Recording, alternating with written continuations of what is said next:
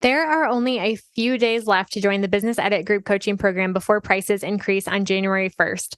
If you're a service provider who's feeling overwhelmed, overworked, and underpaid, don't let another year go by staying stuck. If you want this to be the year that you finally build the business of your dreams, one that lights you up, doubles your revenue, and allows you to work part time hours, now is the time to join. In this program, you'll follow my signature 5-step method for building a productive and profitable business.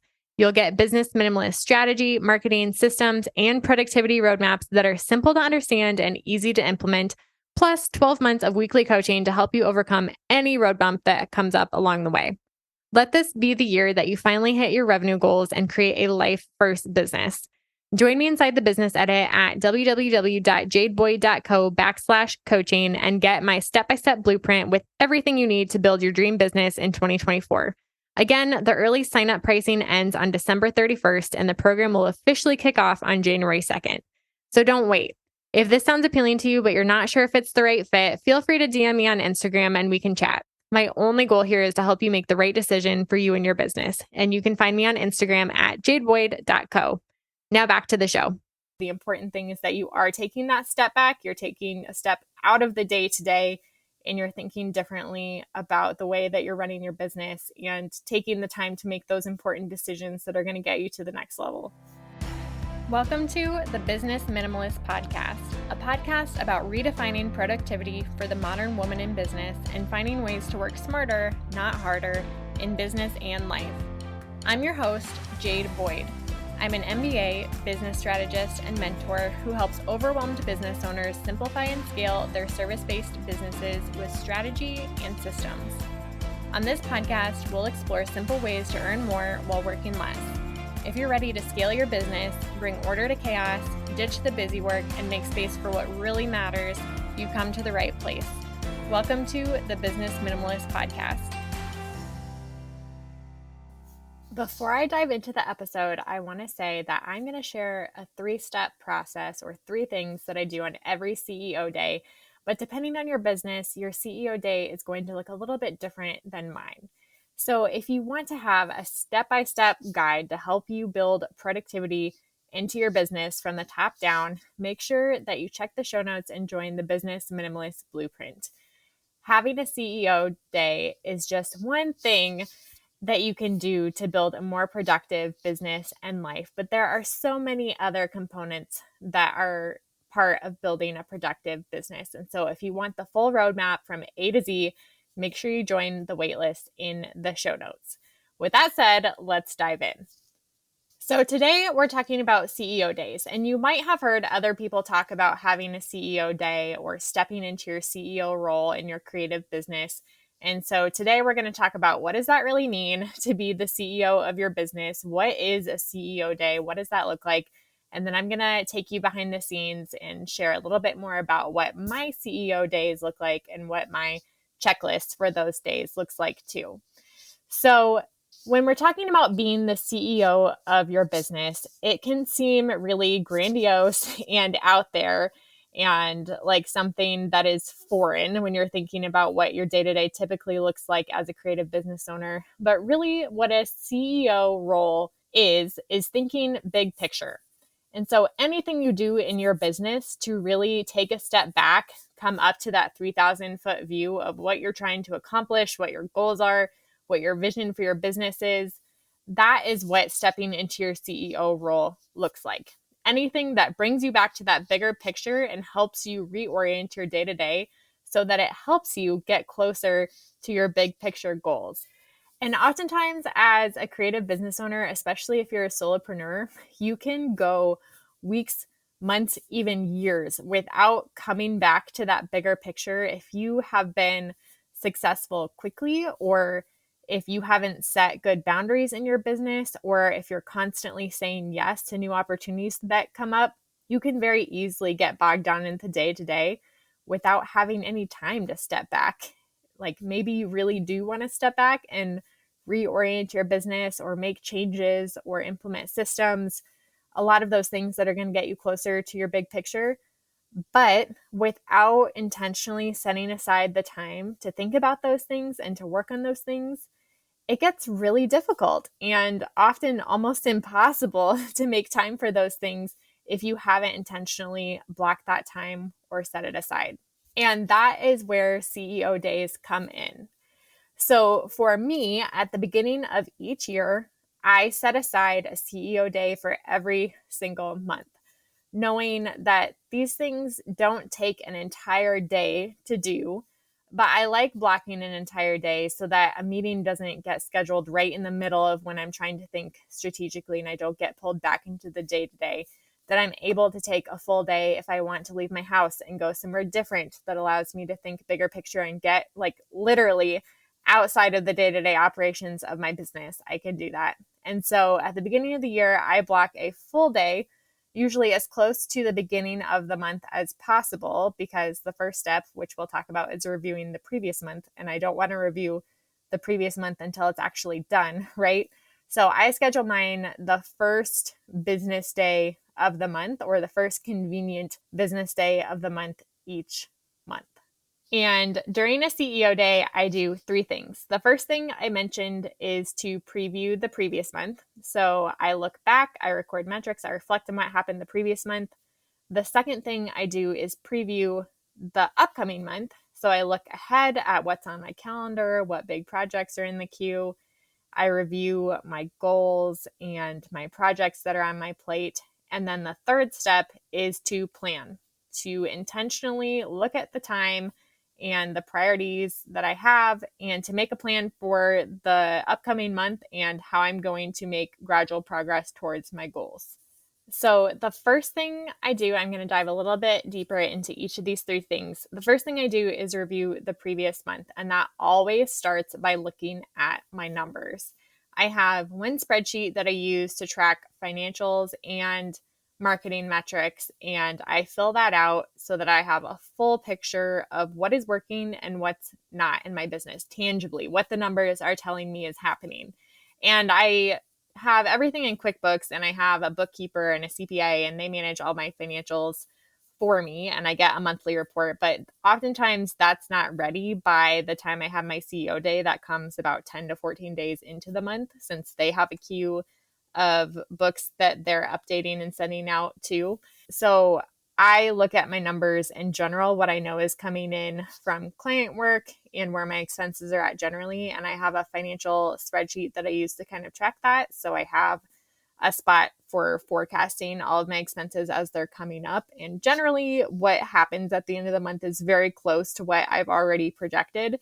And so I take a look at those numbers and see, if I booked new clients, what my updated projections are telling me, all of those things. But what I spend most of my time on is looking at my marketing metrics. I'm marketing my business on several channels. I have the podcast, I do show notes in my blog, and I have a few bonus blog posts that are scheduled as well each month. I have an email list, and I'm lightly marketing on Instagram. I would say Instagram is my lowest priority and where I mostly focus on being myself and repurposing content and sharing rather than selling, I would say. But in general, that's a lot of metrics to track. And I always want to be clear on what my top priority is for marketing, because I am a solopreneur. I have a little bit of help with my marketing, but not a lot. And so I cannot expect myself to give 100% to all the channels that I'm on. I need to pick a priority. And so each month I reevaluate what is my top priority, what is working, what's the most popular content, what feedback did I get, and what do I want to focus on next month. And most months it's the same thing. Focus on the podcast, focus on repurposing content. But some months I learn different things about what's happening in my metrics or what's driving traffic to my website. And so I think it's very important, if you're not already checking in on at least a monthly basis on what your numbers are telling you is working in terms of your marketing, start there. Even looking at your numbers will probably bring up a lot of questions for you and bring up a lot of decisions that might be beneficial when it comes to actually generating results with your marketing, not just showing up as often as possible or creating as much content as possible, but really taking a look at what content is actually working. And if you're not in the habit of doing this, I think you're going to be really surprised by what you find. Want to find a better way to tackle your to-do list? I created the task batching workbook just for you, the busy business owner trying to stay on top of all the things in your business.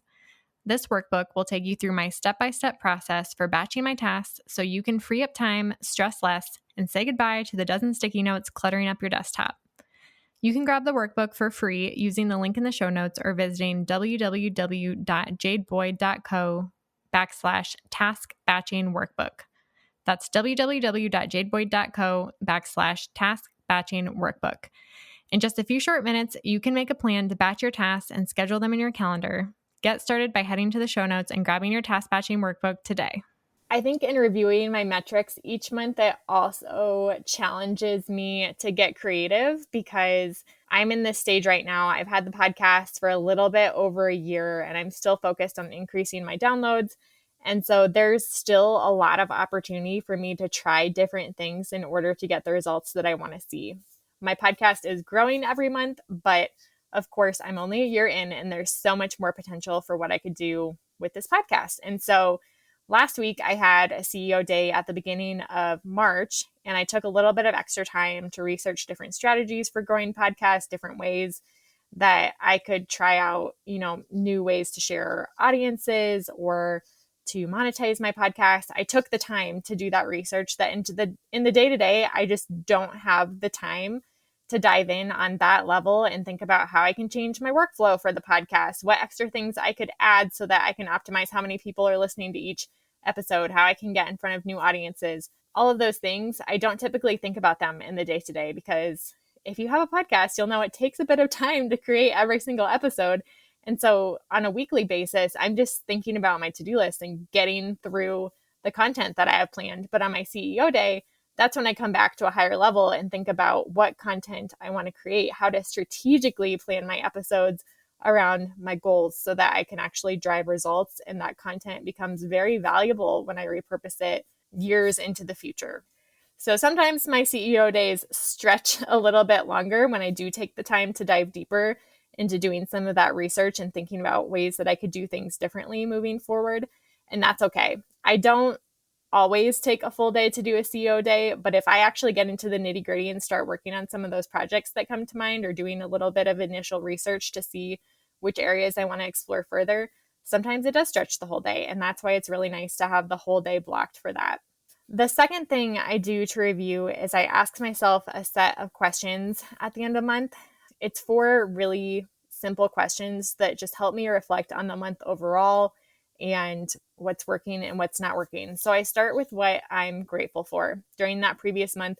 What am I really grateful for? Oftentimes it's the clients or experiences. It always comes back to like people, either clients that I'm working with, collaborators I'm working with, moments that I had with friends and family. And I think you'll notice some trends if you start asking yourself that on a regular basis too. What are you grateful for?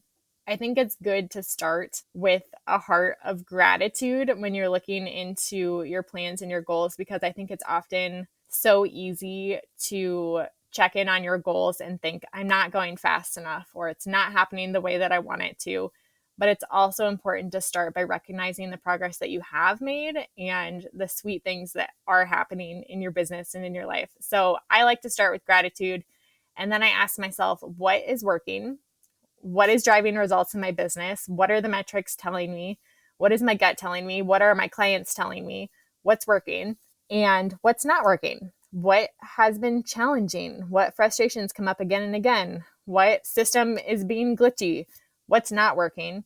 And then lastly, what's the one thing that I want to prioritize moving forward? So after reviewing my goals, my projects, all of the things that are in the queue, my metrics, what one thing do I want to focus on moving forward?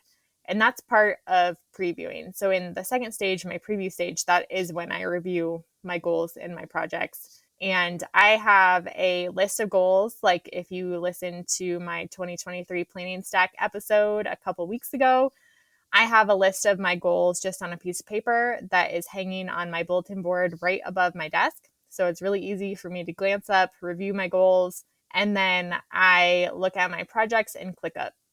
ClickUp is my master organization plan for my business, and all of my business and personal projects that are in queue, the things that I need to keep an eye on week after week, month after month, they're all broken down in ClickUp. And you can grab the exact template I use to organize my business in the show notes. It's the Organize Your Business template, and you can grab my ClickUp template. You can also try ClickUp for free if you've never tried it before.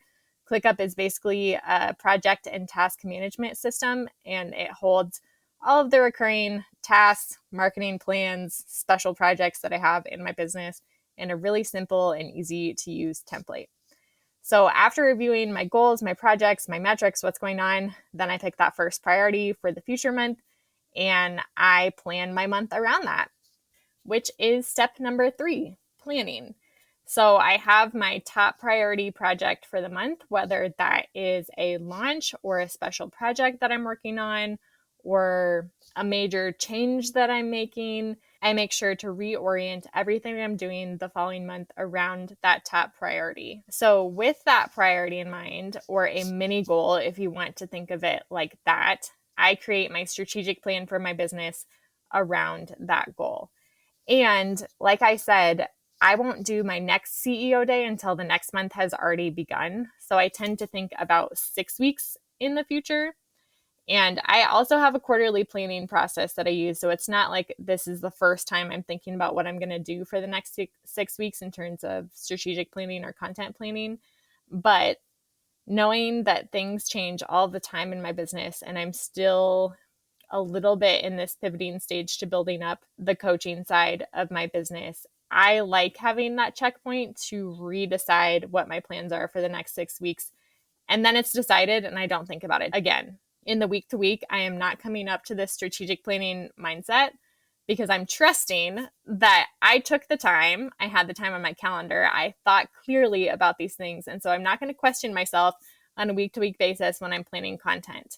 That is where it can be really dangerous to get into the overthinking cycle if you're constantly bouncing between doing and strategic planning. If you're trying to force yourself to do this on a week to week basis, it can be really exhausting because you are burning a lot of calories, even physical calories, from thinking deeply about these things. Your brain burns calories too. And it can be really exhausting on a week to week basis if you're constantly thinking about what's my plan for this week? How am I going to reach my goals and make a little bit of progress in the right direction this week? And so after I do this planning process for the next 6-ish weeks, at least until after the point I'm going to do my next CEO day, so I'm never like in limbo in between, I trust myself and I follow the plan and I execute it as well as I possibly can. So for me, I have a content-based marketing strategy. And so I always start with the podcast, evergreen content that's going to live forever. And I make sure that the podcast episodes that month are tailored towards either warming up my audience for the next offer that's coming or nurturing, providing value if I'm kind of in an in-between season where I'm just continuing to build my brand and show up consistently. I make sure that I have that priority in mind when I'm planning out my content and thinking about the guests that I have upcoming and which audiences make sense to share and who I want to have on my podcast to provide a specific expertise. And so I'm thinking from the top down in terms of content. Of course, the blog posts are going to follow the podcast episodes. And then Instagram, I have kind of a recurring content schedule that I repurpose around the content that's happening on my podcast and in my blog. And then for my email list, I have a monthly structure, a monthly rhythm, I would say, on the type of weekly content that I'm giving to my email list. But on this day, I'm pulling it back to the big picture and thinking about my strategy and how I'm going to execute it. And my strategy has always been to give the best of the best exclusive content for my email list. And so if you're not already on my email list, make sure you head to the show notes and join. But on a month-to-month basis, this is my time to pull it back and think about how am I serving those people who are on my email list the best I possibly can, and planning out 4 to 6 weeks in advance is how I'm able to show up consistently, because I'm not trying to constantly come up with ideas in the day-to-day, week-to-week when I'm busier and focused on just getting things done, right? And so having that solid plan in advance allows me to show up and execute a lot more seamlessly, a lot more flawlessly. And also when I have ideas for content that's coming up that I know that I'm going to be batching or creating, it helps me to dump those stories and moments of clarity into a place that allows it to be easier for me to actually create that content. So for example, I've known since the beginning of the quarter that I was going to do this episode on CEO days. And so whenever I had an idea or a thought about what it means to be a CEO or have a CEO day, I dumped it into the document that has this podcast outline, just general notes for me to follow when I'm recording this episode. And so the farther in advance I plan, the better my content can actually be, because I have longer to think about it and to actually build up that outline in a way that's actually helpful for you. So content planning is a big piece of strategic planning because it's such a driver of results in my business. Again, what drives results in your business may look different. Your business might be focused on referrals or networking or collaborating with others. And so your strategic planning process might look different than mine, but for many creative entrepreneurs, they will have a content-based marketing strategy. And that is what mine looks like month to month, starting with the big picture, the most important evergreen SEO optimized content that helps people find me, and then working my way down to the other platforms where I can repurpose that content and make it stretch further and last a little bit longer too. The other thing I'll say about strategic planning is that it also helps me take a step back and make a better plan for my time. So I'm a huge fan of task batching and using my ideal week schedule every week. But when I look back at the month with my top priority in mind, it also allows me to kind of break down that top project and think about how much time I'm going to actually need on my calendar to accomplish that.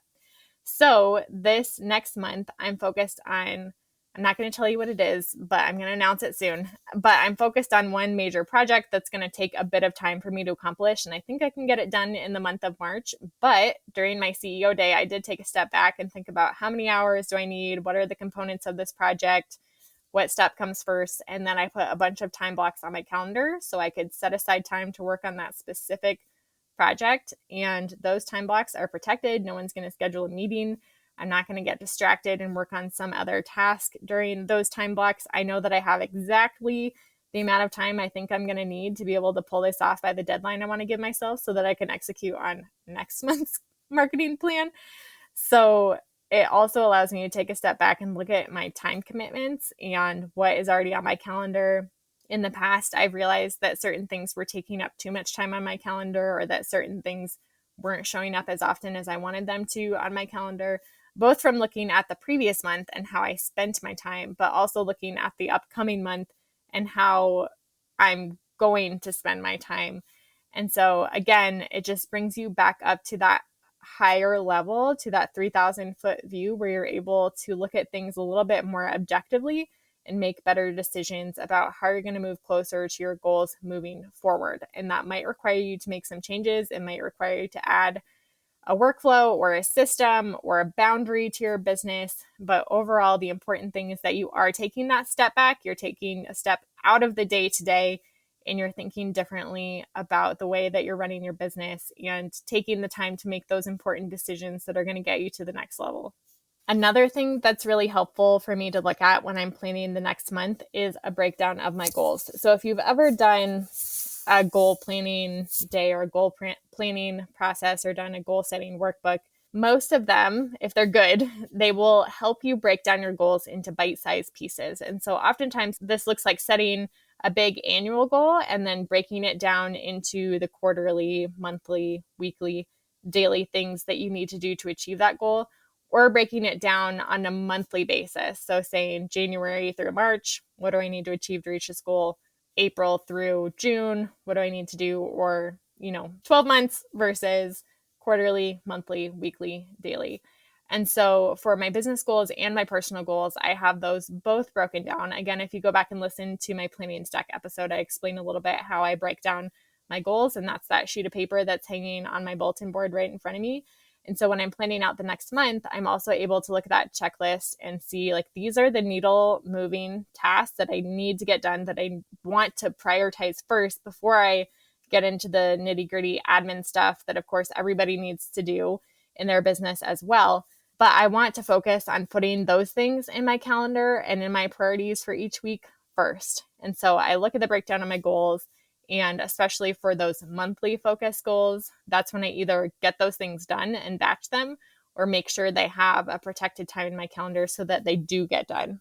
And same thing for, like, if I do my CEO day next month, it's going to be the start of quarter two. And so I'm also going to be looking at those quarterly tasks And oftentimes that's when my CEO day stretches longer, because I will do some of those quarterly goal related tasks during my CEO day while I have the time set aside. But if I'm not able to get through them, then I make sure that they have protected time on my calendar so that they do get done during that quarter.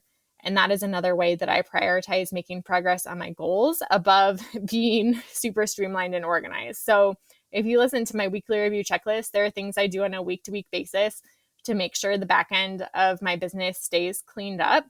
But on certain weeks when I'm doing those extra tasks for my goals, I might not get to those admin tasks like going through my camera roll and organizing it, or updating my Instagram highlights, or making sure my inbox is at inbox 0 even. And that's okay. I will always prioritize making progress on my goals over keeping up with the day-to-day, because my systems are set up in a way that I never get too far behind on those things. I'm able to keep up with them.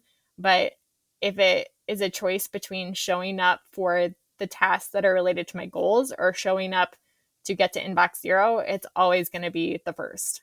I hope this episode has given you an idea of what my CEO day looks like, and some ideas for how you might be able to fit in a CEO day into your own schedule, and how you might be able to prioritize pulling yourself out of the day-to-day every once in a while to take a look at the big picture and really ask yourself, where is your business going? Where is your life going? What trajectory are you on? And what trajectory do you want to be on? And what is it going to take to move your path and get you there? CEO days have been super helpful for me and super fun, honestly, to take that time to do the planning part, which I love, but also look at my numbers and think strategically and make those creative business decisions that are really exciting and fun for me to think about. And also to have the time where I actually can think about those things without being bogged down on the day-to-day stuff. It's been a really healthy and fulfilling rhythm, and a really valuable rhythm for me to be in when it comes to growing my business. So at the end of this episode, if there's anything that I would want you to do, it is to block time to step into your CEO role, either putting a day on your calendar or even a couple hours on your calendar each month to really sit down and think about what trajectory you're on and where you're headed and what you want to do differently, what needs to change. It is so vital in keeping you on track to month towards your goals, because it's so easy to get distracted and pulled left and right in your business throughout the year. But remind yourself of what your big picture goals really are, and help yourself prioritize those on the week to week, because if you're not planning ahead of time, it becomes nearly impossible to try and fit it in when you're in the day-to-day, just focused on getting things done and getting through the week. So block that time. And if you want more help creating a very detailed, thoughtful checklist on what you need to do during your CEO days, make sure you head on over to the show notes and join the waitlist for the Business Minimalist Blueprint, which will be my top to bottom complete roadmap for helping you create a productive business and life. Thanks so much for tuning in today. Thank you so much for listening to this episode of the Business Minimalist Podcast. If you enjoyed today's episode, I'd be so grateful if you'd rate it on iTunes, Spotify, or wherever you're listening today. Your rating and review will help more small business owners discover helpful episodes each week. Don't forget to check out the show notes for the tools and resources mentioned in today's episode, because good ideas don't grow businesses, action does. And if you want more business minimalist tips and resources, head on over to Instagram and follow me at jadeboyd.co. I'd love to hear what you took away from today's episode. I'll see you next time on the Business Minimalist Podcast.